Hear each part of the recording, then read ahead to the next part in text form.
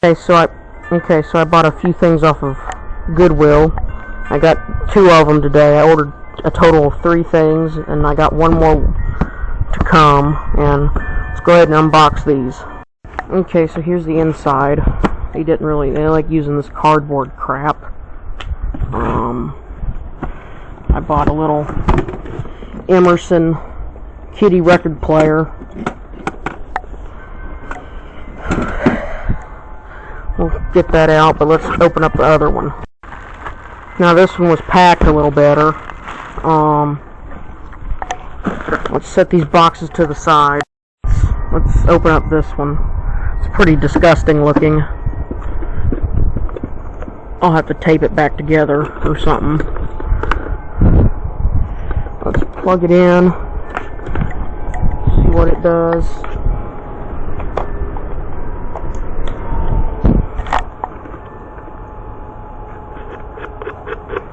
I think that's a good sign. The thing platter turns.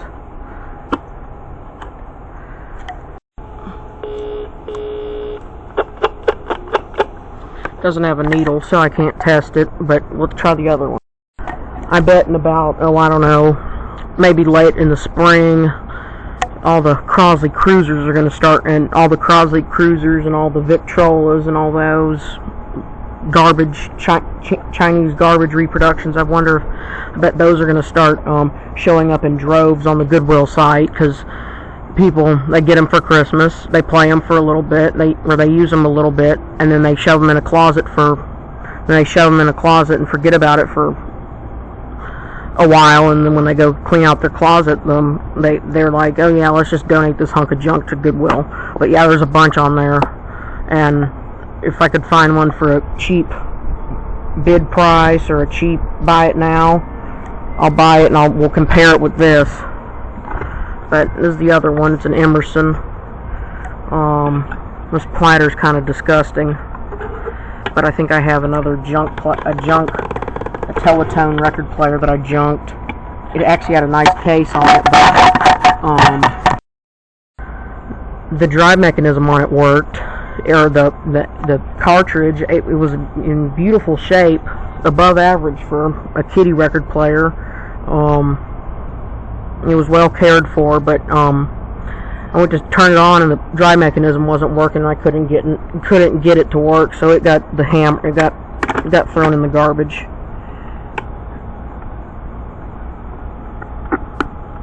Ooh, this one, I think, yeah, this one's got a needle, or somewhat of a needle.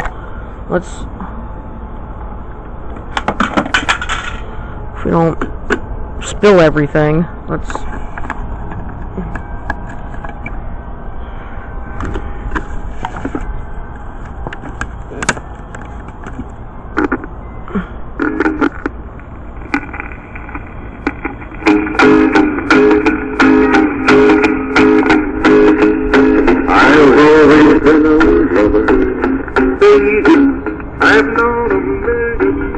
Sounds okay. Got a little problem, but whatever.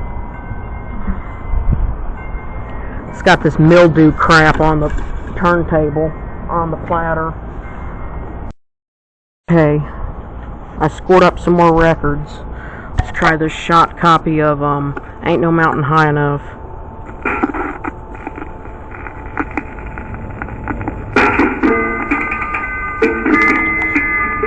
Sounds pretty good. Now let's try 33.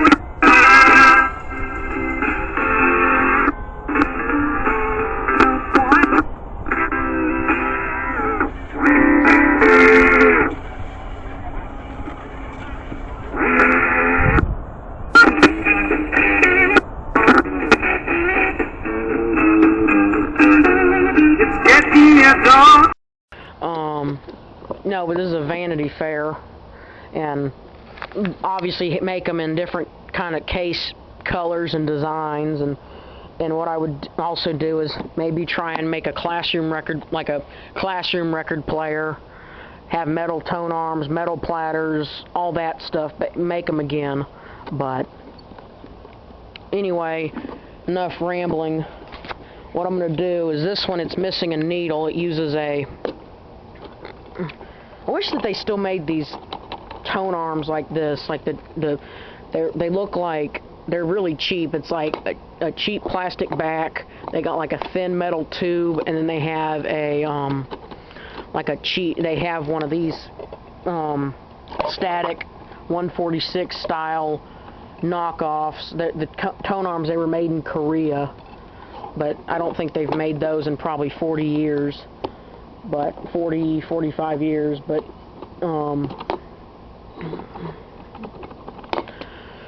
this thing, the cartridge has output. I don't know about good output, but it has output, but I don't have a needle for it, and I'm not really, even if a needle's like $1 or $2, I'm not really going to invest, any money in it. So what we're going to do is, I think I'm just going to swap the tone arm.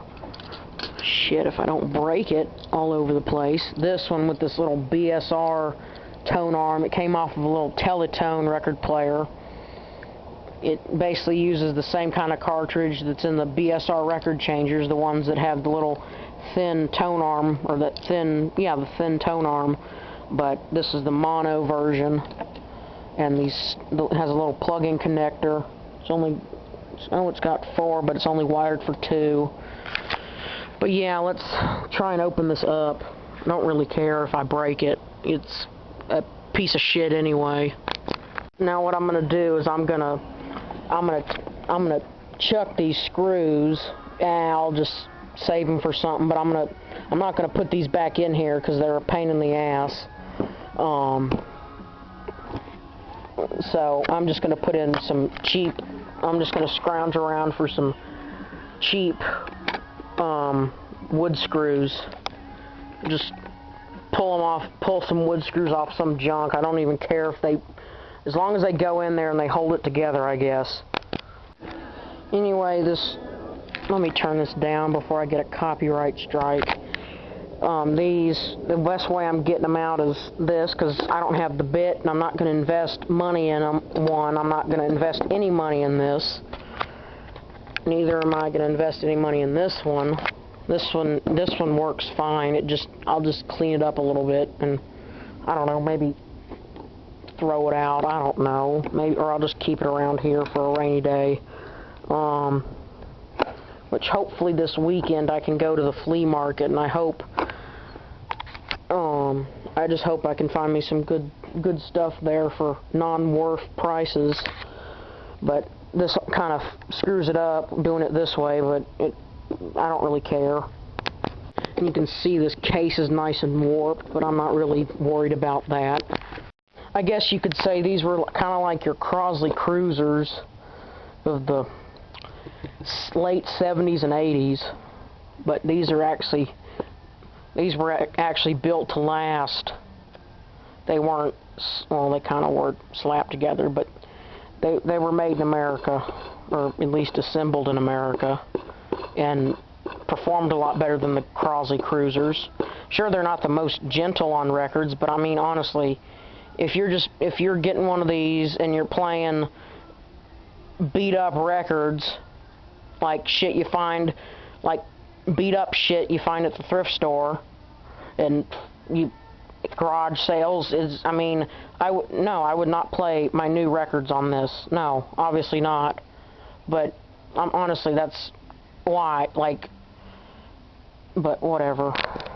think this thing sat in a barn or something, but I know it's I tried to wipe all this shit off, and I ended up using pine glow with a microfiber towel, and that did more harm than good.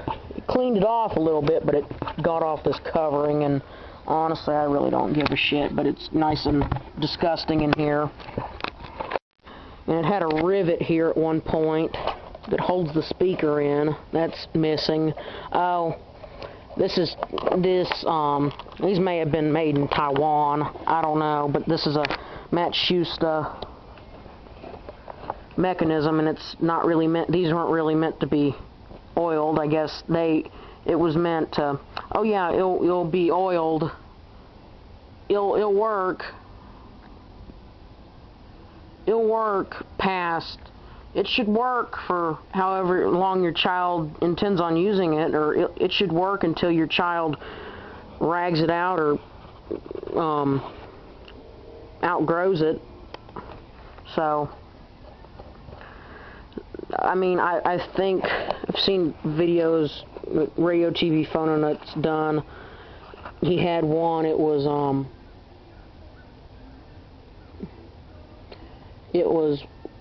he's done a couple videos like the no-name classroom record players, and they had this kind of Matsushita dry mechanism, and he was able to get like oil down in here. But I think if these are all frozen up, I think it's just a basket case and you just chuck it. But this is the amp. It's very basic, but it still sounds better than a Crossley.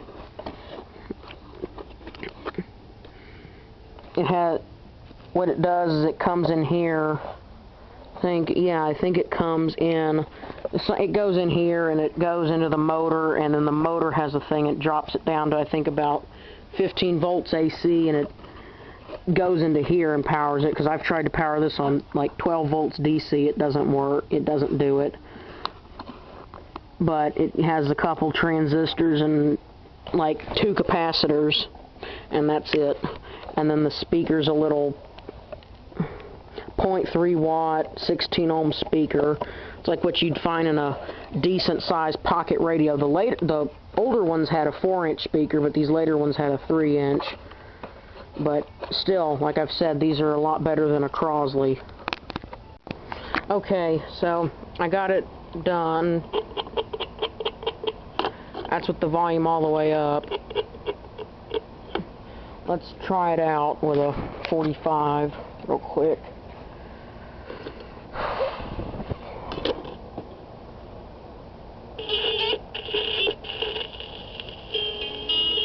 That's not really that loud.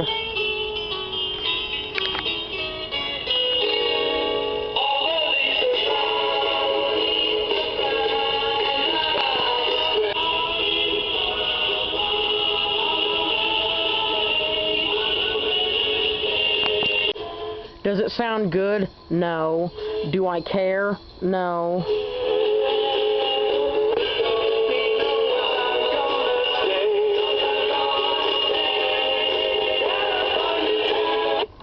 That's enough of that song. Let's try this. I bought a bunch of these records at a thrift store. Cleaned them out.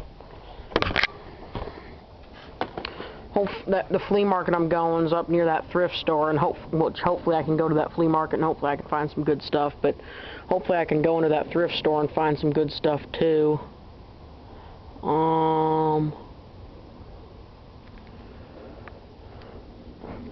It's got some Sammy Davis Jr. on here. That should be good.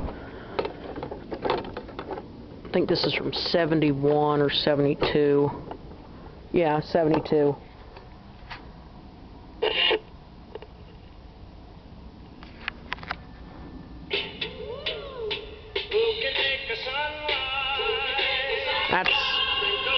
That's all the way up, and it's pretty tinny. Let's try this record. It's all cracked and fucked up.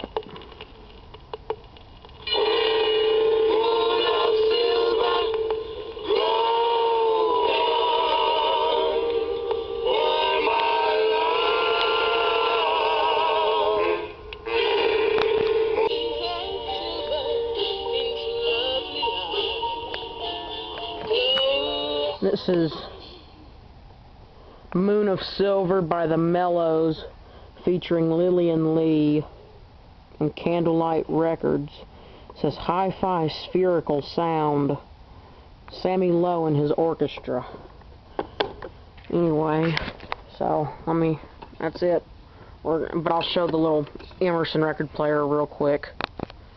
I bet that this thing has the same amp as this one, which I'm almost certain that it does.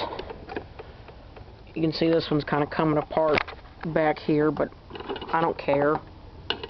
The platter's nice and disgusting. This one has I think I date this one to be from like 77, 78. Same thing with this one. Imperial had some that looked like this. I had a couple. They were just 2-speed. That one's 2-speed. This one's 3-speed. Some of these were 2-speed. At least I got the 3-speed version.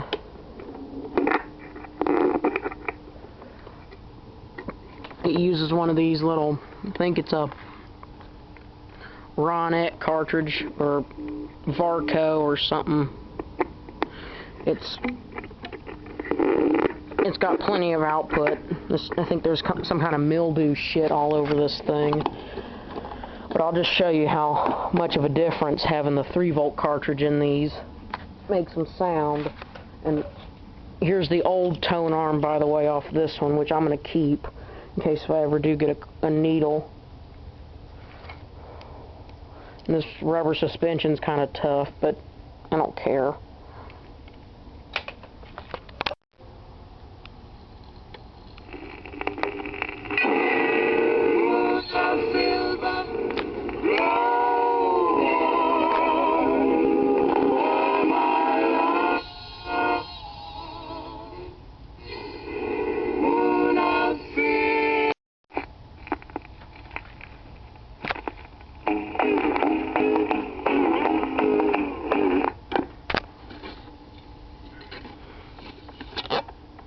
What's wrong with this record? Well, it's warped and it's cracked.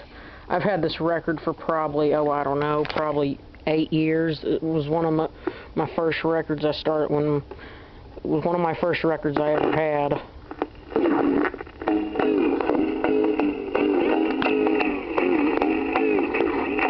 I've always been a lover.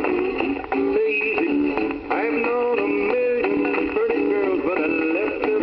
Yeah, there you go. That's The Easy Way by Eddie Arnold. It's the B-side to Make the World Go Away, but I actually like the B-side. Okay, what else?